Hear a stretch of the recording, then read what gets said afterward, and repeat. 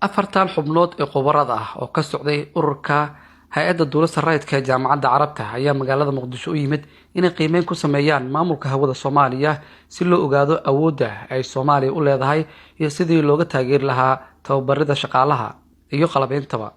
afar maalin ay ku sugnaayeen garoonka muqdisho waxa ay goobjoog ka ahaayeen shaqada ka socota waxayna ku ammaaneen sida dawladda Soomaaliya u xoojinayso horumarinta adeegyada caalamiga ah.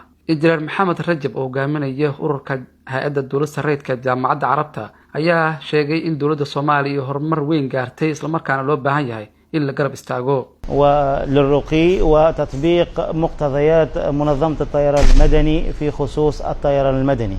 ورغبة بهذا الطلب وبما أن المنظمة العربية للطيران المدني لها 22 دولة كعضو بما في ذلك دولة الصومال، ومن المهام المناطة في عهدة منظمة الطيران المدني هي إعانة الدول المشاركة في وأعضاء المنظمة، وبدعوة من سعادة المدير العام الطيران المدني لجمهورية الصومال الفيدرالية.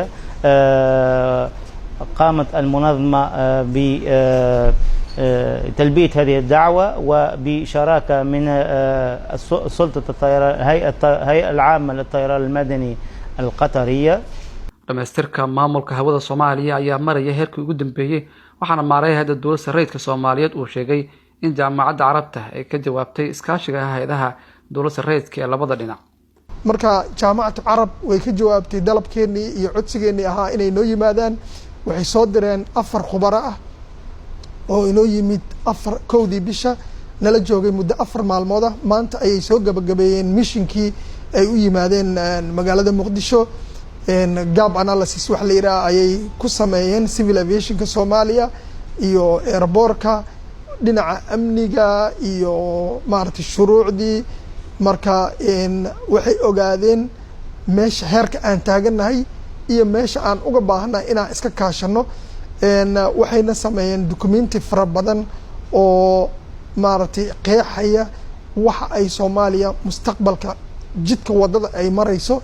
marka khubaro Soomaaliyeed ayaa garab socotay oo la dejisay arrinta. marka falilaahi alxamdu Soomaaliya maanta laga bilaabo waxay cagta saartay wadadii ay maarad ku gudan lahayd waajibaadkeeda qaran. sidoo kale maareeyaha hay'adda dawladda rayidka Soomaaliyeed Axmed Macalin Xasan wuxuu baarlamaanka ka codsaday inay meel mariyaan sharciga maamulka hawada Soomaaliya kaasi oo muhiimad u leh shaqada hay'adda dawladda rayidka iyo wada shaqeynta hay'adaha caalamka. waxaan ka codsanayaa in anigoo ku hadlaya magaca hay'adda dawladda rayidka Soomaaliyeed baarlamaanka sharafta leh in ay noo boobsiyaan meel marinta sharciga maamulka hawada Soomaaliya kaasoo asal iyo tiir u ah dhammaan horumarka aan marno. hay'adda dawladda rayidka Soomaaliyeed ayaa wada heshiis ay la galayso dhigeeda dalka Itoobiya kaasi oo ku saabsan haddii shil diyaareed uu ka dhaco hawada labada dal si ay baaritaan labada dhinac ay uga sameyn lahaayeen kaasi oo ku saabsan iskaashi dhexmara hay'adaha dawladda rayidka ee wadamada dariska iyo kuwa kale caalamka. Abdulqaadir Shacab, warbaahinta qaranka, Muqdisho.